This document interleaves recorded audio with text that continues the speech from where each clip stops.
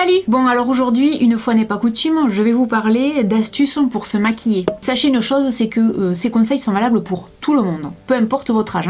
Et puis surtout, retenez une chose, c'est qu'en réalité, il n'y a pas de règles. Faites les choses qui font que vous allez vous sentir bien. Moi là, tous les conseils que je vais vous donner, ce sont des conseils que j'ai reçus à travers des vidéos et qui vraiment m'aident à me sentir mieux grâce au maquillage. Il faut absolument que quoi que vous fassiez, vous le fassiez pour vous faire plaisir en fonction de votre personnalité. Ça, c'est vraiment quelque chose de très important. Je ne suis pas make-up artiste, du coup, si je peux vous recommander deux make-up artistes qui, à mon sens, sont probablement les meilleurs, je vous mets le lien vers leur chaîne en barre d'infos. Ce sont des make-up artistes anglais. La première, c'est la célèbre Lisa Eldridge, et en second, c'est Wayne Goss. Évidemment, j'ai pas du tout leur technique, ça c'est bien évident, eux c'est leur métier, pas moi. Mais je me suis dit pourquoi pas vous faire une vidéo parce que très souvent, ces derniers temps dans les commentaires, vous me dites Laurette, tu peux pas nous faire une vidéo sur le maquillage, comment tu te maquilles, etc. Et je me suis dit pourquoi pas. Donc la première chose dont je voudrais vous parler, c'est le fond de teint. Ce conseil, le jour où je l'ai entendu, je me suis dit mais comment je n'y ai jamais pensé? Ça paraît tellement évident. Si vous avez un fond de teint chouchou, comme moi par exemple avec le Hawaii Macadamia de chez The Body Shop, si vous avez envie de tester une autre marque, ou que par malheur par exemple, votre fond de teint va être discontinué, et que vous savez pas du tout comment faire pour trouver une couleur similaire, pensez à garder votre fond de teint chouchou, parce que tout simplement quand vous irez en boutique, vous le swatchez sur votre main, et vous faites des comparatifs avec d'autres. Et effectivement, je trouve que ça tombe sous le sens, parce que généralement, j'achète pas mal de fonds de teint en ligne, on est d'accord que c'est pas évident, et c'est vraiment pénible de se dire oh là là, j'ai plein de fonds de teint, il y en a qui sont trop clairs, d'autres trop foncés, évidemment qu'on peut mélanger. Maintenant on est d'accord sur une chose, peut-être que la couleur correspondra parfaitement, ça veut pas forcément dire qu'il aura le même effet sur votre peau. Tant qu'à faire, si on peut éviter de trop se tromper et d'acheter des fonds de teint qui correspondent, c'est quand même déjà beaucoup mieux. Alors pour les gens qui seraient comme moi, qui ont des poches sous les yeux,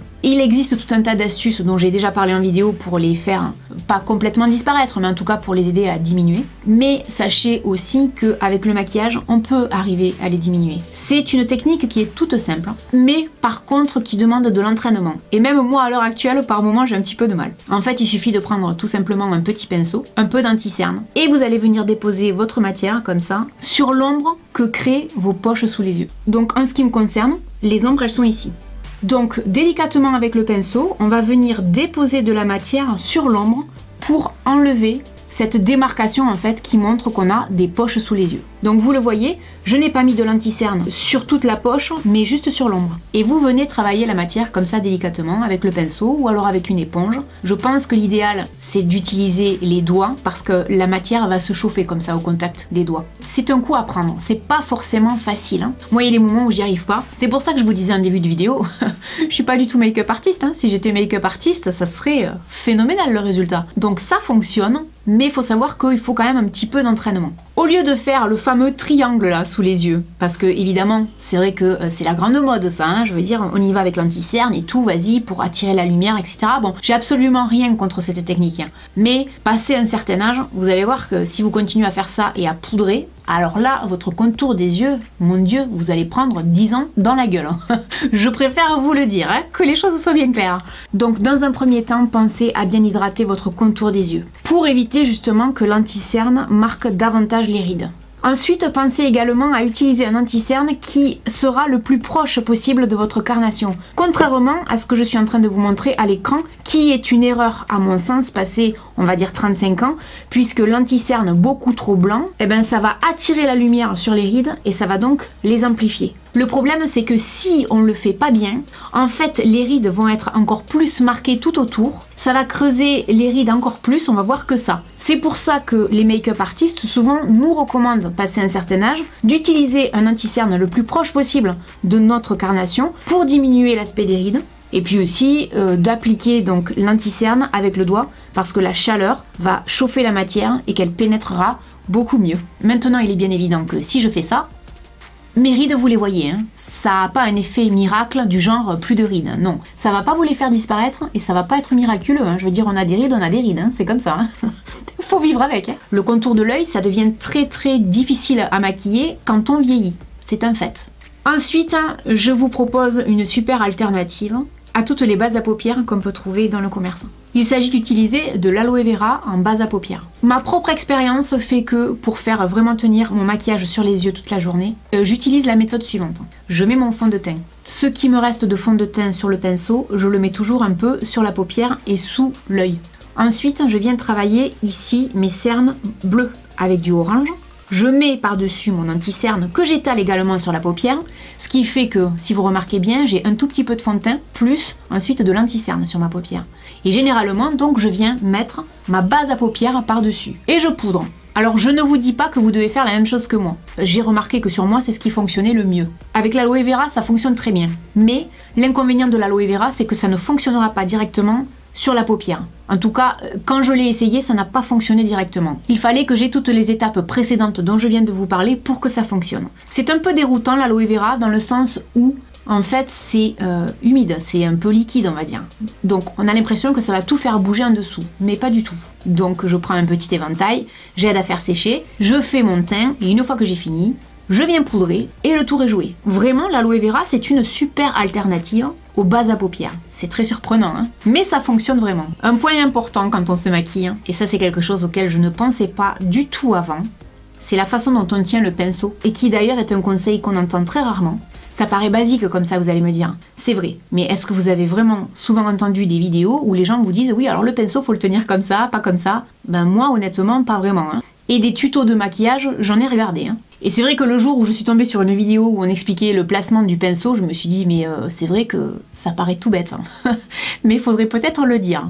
Donc, le pinceau, ça se tient pas ici parce qu'on n'a pas envie d'écrire, et ça se tient pas là non plus, quoi. Hein. Ça se tient tout simplement au milieu. Alors je suppose que vous le faites. Moi c'est pas forcément ici que je le tiens des fois, mais c'est un peu plus vers le bas. J'ai tendance à le tenir vers ici. Ça serait quand même mieux de le tenir au milieu. Ensuite, en ce qui concerne le pinceau, ce qui est important de dire, c'est que quand on vient se maquiller, on vient tout droit comme ça. On vient pas en penché. Et moi la première, souvent j'ai tendance à me maquiller penché comme ça. Vous savez pourquoi il vaut mieux le tenir droit? Tout simplement parce que quand on va venir se maquiller, par exemple je veux maquiller cette zone ici. Si je viens pencher comme ça, je vais en mettre sur ma paupière. Ma paupière, elle n'est pas grande à la base. Si, quand je viens me maquiller, j'en mets les 3/4 sur la paupière, à quoi ça sert? Maintenant, si je tiens mieux mon pinceau et que je le tiens beaucoup plus droit, eh bien je mettrai la matière là où j'ai envie qu'elle soit, et du coup mon maquillage sera mieux exécuté. C'est aussi un gain de temps et un résultat beaucoup plus joli. C'est pas grand chose, hein, mais en fait par moment je me suis rendu compte que ça tenait à de tout petits détails de faire en sorte qu'un maquillage soit beaucoup plus joli. Maintenant je vais vous parler de poudre libre. Par contre attention, c'est pas du tout une astuce que je vais utiliser pour le fard à paupières. Quand vous prenez votre poudre libre, je viens ici prélever de la matière. Plutôt que de taper sur le pinceau comme font beaucoup de gens pour enlever l'excès, la première fois que j'ai entendu ce conseil, je me suis dit mais je vais m'en foutre partout, mais en fait pas du tout.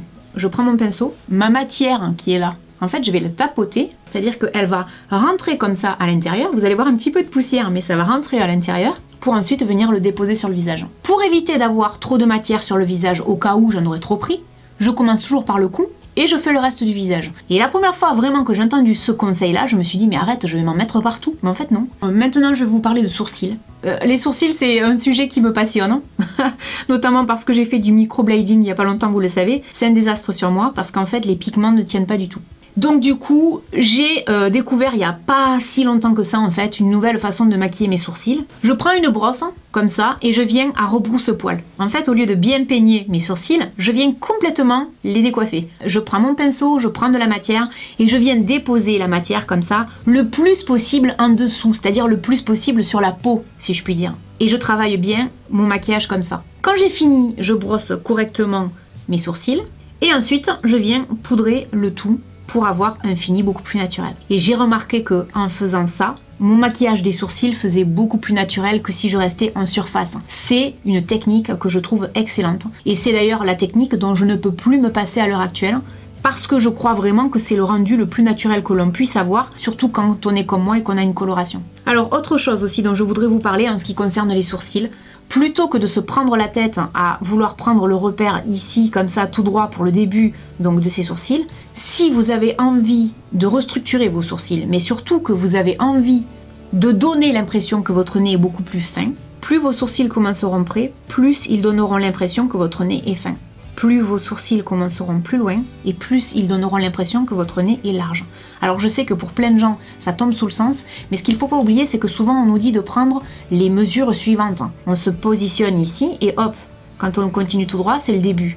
Oui, mais sauf que ce qu'on oublie de dire, c'est que par moment, il y a des gens qui ont des nez plus larges que la moyenne. Ce qui fait que eux, leurs sourcils, ils commenceraient pas forcément là, mais ils commenceraient un peu plus loin. Et c'est vrai que quand j'ai entendu Wayne Goss dire ça, je me suis dit, mais il a carrément raison. Effectivement, si par exemple mes sourcils, je les faisais commencer ici, c'est peut-être pas grand chose, mais de chaque côté, je gagnerais quelques millimètres, on va dire. Je peux vous assurer que j'ai des points marrons sur les yeux maintenant. Si je commençais mes sourcils beaucoup plus près, j'aurais un nez beaucoup plus fin.